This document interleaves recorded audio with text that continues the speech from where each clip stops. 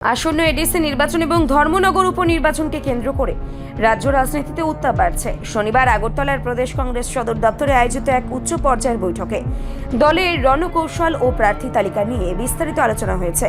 প্রদেশ কংগ্রেস সভাপতি আশিস কুমার সাহা, বিধায়ক বীরজিৎ সিনহা এবং শব্দকুমার জমাতিয়া সহ বরিষ্ঠ নেতাদের উপস্থিতিতে এই বৈঠকে সিদ্ধান্ত নেওয়া হয়েছে যে এডিসির 28টি আসনে কংগ্রেস একক শক্তিতে লড়াই করবে। এছাড়া ধর্মনগর উপনির্বাচনের জন্য প্রার্থীর নাম চূড়ান্ত করা হয়েছে, যা খুব শীঘ্রই আনুষ্ঠানিকভাবে ঘোষণা করা হবে। এই বৈঠকে মূলত জয়ের রূপরেখা তৈরি এবং শাসক দল বিজেপির বিরুদ্ধে জনমত গড়ে তোলার বিষয়ে জোর দেওয়া হয়।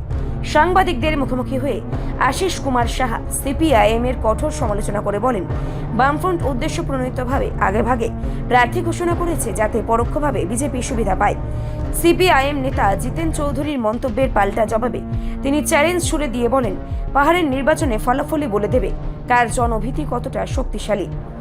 অন্যদিকে কংগ্রেস বিধায়ক বীরজিৎ সিনহা দাবি করেন যে রাজ্যে বর্তমানে বিজেপির বিরুদ্ধে একটি প্রবল জনজোয়ার তৈরি হয়েছে। তিনি মনে করেন কংগ্রেসের সম্ভাব্য জয় আজ করতে পেরেই কমিউনিস্টরা তড়িঘড়ি প্রার্থী তালিকা ঘোষণা করেছে। সার্বিকভাবে এই বৈঠক থেকে কংগ্রেস নেতৃত্ব স্পষ্ট বার্তা দিয়েছেন যে আসন্ন নির্বাচনে তারা বিজেপি এবং সিপিআইএম উভয় পক্ষের মোকাবিলা করতে দৃঢ় প্রতিজ্ঞ।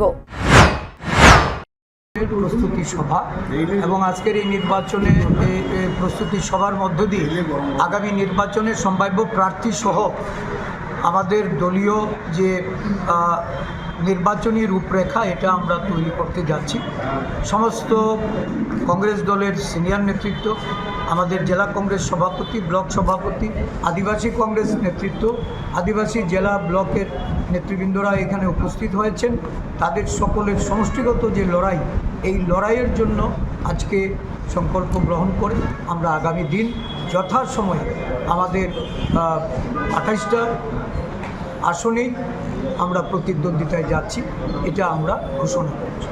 গতকাল বিরোধী দলনেতা জিতেন চৌধুরী বলেছেন যে পাহাড়ে নাকি ধর্মনগর বলুন বা এডিসিতে আপনাদের সেই রকম ক্ষমতা নেই। যদিও উনি বিনয়ের সাথে বলেছেন যে যদি সম্ভব হয় আপনারা ওদের সাথে সাহায্যের হাত বাড়িয়ে দিতে বিজেপিকে পরাস্ত। দেখুন, এই নিয়ে আমাদের পরিষদীয় নেতা বীরজিৎ সিনহা মহাশয় এবং আমাদের সিডব্লিউসি মেম্বার সুদীপ বাবু প্রতিক্রিয়া দিয়েছেন। তাছাড়া আমি মনে করি যে মাঠেই প্রমাণ হবে। আমাদের জনসমর্থন সারা দেশে এটা যেমন বৃদ্ধি পাচ্ছে, আদিবাসীদের জন্য যে লড়াই, এই লড়াই কংগ্রেস দল ব্যতিরেকে সারা দেশ জুড়ে বা আমাদের রাজ্যে আমাদের যে লড়াইটা, এই লড়াইটার প্রতি মানুষ সহানুভূতি নিয়ে এগিয়ে আসবে এবং সমর্থন জানাবে।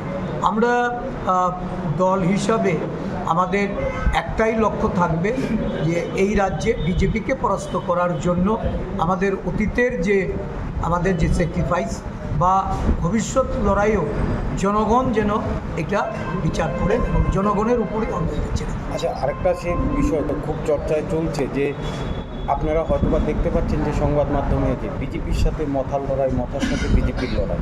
এখন আপনারা মথার সাথে কি কোনো যোগাযোগে রাখবেন?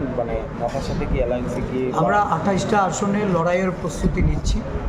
এই মুহূর্তে আমরা এই লক্ষ্যটাকে সামনে রেখেই এগোচ্ছি। আমাদের লড়াই এই রাজ্যে আদিবাসী জনগণের উন্নয়নে, আদিবাসীদের অধিকার রক্ষার্থে, তাদের ক্ষমতায়নে, যারা আদিবাসীদের নিয়ে ইমোশনাল খেলা খেলেছে, যারা আদিবাসীদের উন্নয়নের নামে অর্থ লোপাট করেছে, আমরা এই বিষয়গুলি জনসমক্ষে তুলে ধরে আমরা মানুষের সমর্থন চাই। আজকের বৈঠকটা কী নিয়ে? প্রস্তুতি সহ এডিসি নির্বাচন।